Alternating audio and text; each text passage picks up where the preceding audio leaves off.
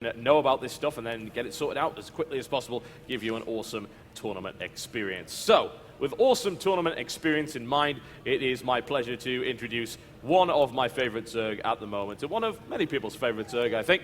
Heading from Team Millennium in his characteristic pink trunks and playing on the west with his little kiddo remark of Antigua Shipyard. Ladies and gentlemen, give it up for Stephano! There we go. The game is awaking now, slowly from their hibernation cycle, versus his opponent.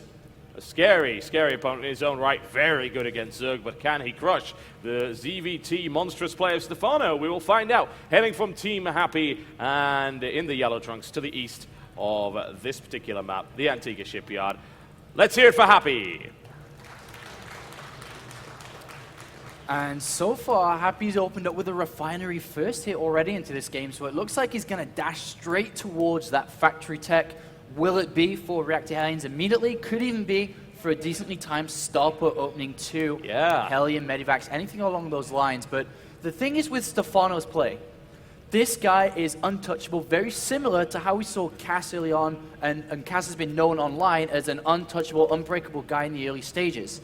So will Stephano be able to just defend easily in this game? We'll see. Stephano does know, though, that barracks is late. It could have been, just a delayed barracks at all, but of course it's going to be meaning that refinery is down. And Stephano's going to open up hatchery first. Stephano, incredibly good, very Ling heavy in this matchup, as everybody's known. That's how he established his beginning style as a Zerg player. And actually, I was getting a little worried then if the SCV was going to go down. It might. It still very well might, but Happy's micro is exceptional, so he should be able to keep that away and might even be able to kill the drone in the process, which would be a nice little start, but they're annoying. They regenerate.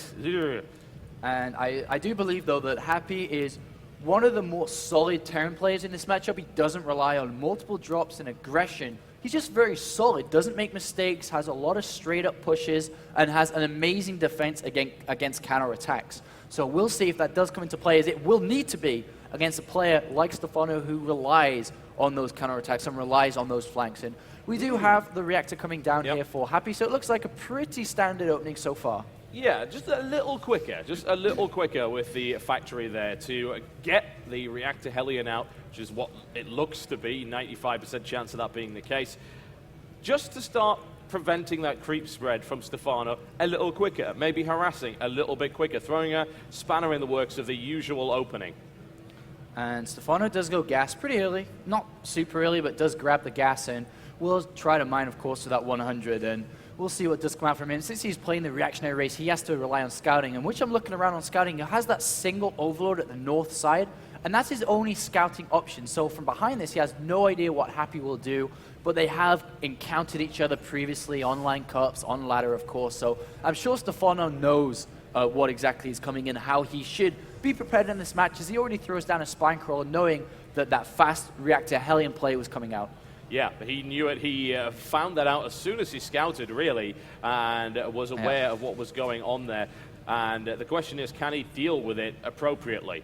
The Reactor Hellion is chosen for two reasons. One is for harassment, and two is for creep denial, and perhaps that's his most important role. Two more coming in, and interestingly enough, a second factory coming down, and another reactor. Yeah, we'll see what this means. Looks like we're going to have a lot of aggression early on by double factory Hellions, TotalBiscuit. Oh, yeah.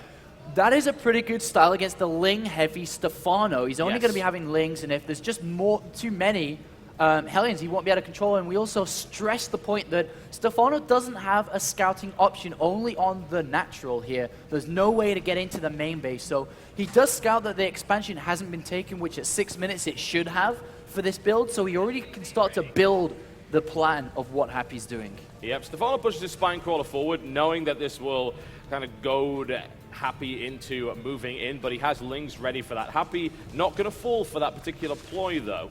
And the whole Hellion versus Ling thing is interesting, because at certain numbers, Lings destroy Hellions, and then as things start to change, when you get more and more Lings, the Hellions actually become more effective because they are multiple Lings deep and the surround's not so good. There was a bit of an opening there, but he doesn't really want to go in yet until all the Hellions are there. But It's been revealed that there's only Hellions, and I have pure difficulty with this TotalBiscuit. A lot of Zerg players do without the Roach Warren coming down, and if Happy manages to get into a good position, he's going to be able to control everything. Stephano still sees there's no expansion down for his opponent. He knows something is wrong, and now Happy has to do something before these additional spine crawls come up. Otherwise, he will be rendered useless. We saw them briefly that he is at 22 SCVs. He is in virtually all in. He has to do significant amount of damage now, and he has to run down a command center, but still has to do damage. This is such a big investment of money. It is. It very much is. If it manages to blast its way Here through... Here he comes. Let's see what happens. Can he get through there? And the Queens immediately move in to block it off. He was ready for that. Is he going to be able to stop it, though? There's so many Hellions. The Queens are going to go down anyway.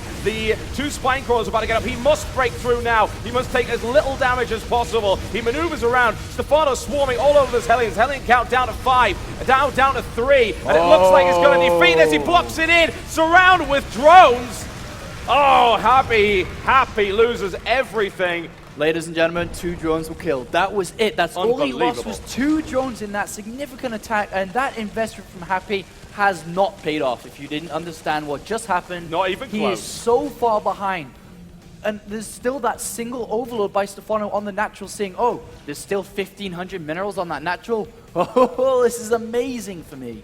Oh, yeah, he's cruising now. He's got such a massive lead. Look at that, 41 drones, 25 SCVs. More Hellions coming out, but the link count is now at the point where, once again, he can defeat that. He'd have to make a significant mistake, and Happy's going to try the same thing again, but really, that was an opportunity for him to take, and it just did not work out. Stephano knew what was coming, and he was so ready for it. And this is the same story we see over and over again by different players in different races against Stephano. They know how difficult it is late game, and this is one of the reasons why I wanted to watch this game, is to see what Happy does late game now that the Ghost Impact does so much for this matchup. But yeah, he tried to do aggression, and Stephano is so good at shutting it out. He's so good at scouting it, number one. He tiptoes with drone production. He just doesn't blindly build all those drones. And he's in an amazing position. He's got his creep spread going down now. He's got a Roach one and a Baneling Nest about to finish. He is so far ahead as he takes his 3rd base now. Happy, he should actually double expand. I don't know what to do here. He should double expand. He's thrown down an early armory, so it looks like he's going to be playing mech here, so a Thor Hellion composition. Yeah, I'd have to wonder if that's going to work out. Just against, I mean, to be fair, Thor Hellion, yes, it can beat Ling Baneling. Yeah, no problem at all. If you've got enough Hellions, I would, of course, like to see Blue Flame come out from Happy, but we haven't got that yet. It might work, but the concern really is now that Stephano can, as he said, do whatever he wants. And if Happy doesn't do the damage before Hive Tech, we're in a situation now where this is kind of like the first major tournament since this big change to Ghost that has nerfed them hard against Ultras and Broodlords. And the answer that a lot of people were theory crafting was mech. Indeed, and we'll see what happens. And Happy does get the cancellation from the 3rd base of Stephano. He can't get out. Stephano's like, all right, have fun getting out. You know, well played, killing my hatchery, but now try and get all those Hellions out. So he's going to have to go the long way. And Stephano could easily set up a trap because Hellions are going to take such a long time roasting rocks and debris. So 4 roaches are coming, and I'm sure he'll look to try and punish that. But Happy is going to squeeze out. Oh, yeah, he's going to lose a Hellion or 2 right there, but that's actually not too bad. If he kills the Banelings, this is actually good for him, definitely, but it's not going to happen. Stephano pulls back, and this hatchery's now been placed here. Does he have enough roaches to drive this off? Yeah, he should. Against Red Flame, yeah, not that'll make a difference, but against unupgraded, more to the point, Hellions with no +1, yeah, he can drive them away and he keeps that secure and then expands behind it. Yeah, and Stephano knows that his 3rd base isn't quite ready yet, or 4th, as you can see, so he just builds 3 more units. He'll drone up again afterwards, but there's no reason to build drones if the hatchery isn't ready. And he's at a comfortable 54 drones, so the Overlord of Stephano, the Overlord that saw the all-in coming, also sees the 3rd gasman taken. He could put 2 and 2 together and work out this is not going to be that Marine tank play, because no way do you need that 3rd gas, considering that you were so far behind early on, and Stephano's gone for this Roachling style, and these Hellions are in trouble. Now, Happy's Hellion control is very, very good, as you can see, and he's able to maneuver them around quite quickly before the Link surround lands in, but the army of Stephano is starting to get a bit scary. That said, It's quite Ling heavy, but not as Ling heavy as it would have been. He knows that the Hellions are there. He knows that he can't invest too much in that, and 17 Banelings coming in as well. Speed has kicked in for them too, +2 armor. So these little bastards are quite resilient. He could just go for a straight up bust through to the natural. He is, man. Stephano's like that. He just turns the aggression on. And all of a sudden it looks like, oh, he's taking the 3rd and 4th. He'd probably build a bunch of drones, but he's at 54 drones. And he has like hardly any lava left with the new lava little tab. We do see there's only 10 there, and he's going to be so aggressive with this right now, busting down the front ramp. There are no tanks, only Thor and Hellions, and Stephano's getting a lucky kind of hit with that, with the lack of tanks, but Happy is going to be under a lot of pressure here. What is the point in that bunker? I have to wonder. Here comes the pain. Man. Oh man, Stephano is just rolling over Happy's face. The fungal at the back. That was just beauty. It was. There's the